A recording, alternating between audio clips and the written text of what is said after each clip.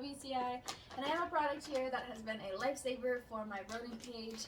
This is a paper litter. So what I love the most about having a paper litter for my rodents is that I can be safe knowing that they aren't going to be having respiratory issues due to this litter. So rats specifically are very sensitive in the respiratory system, and so I wanted something that was going to absorb their ammonia smells without compromising their immune systems or their respiratory systems, and I am seriously in love with this one here. It's highly rated by a lot of rat gurus, and I can totally see why. So the pellet sizes are kind of perfect. They work great in small dishes or in little litter trays.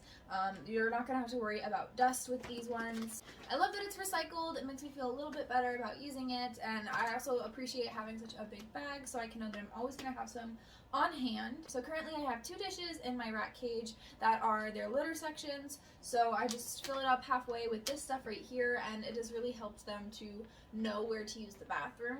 If you're getting rodents, I highly recommend this product. It has been awesome. I really love it, and that is my point of view.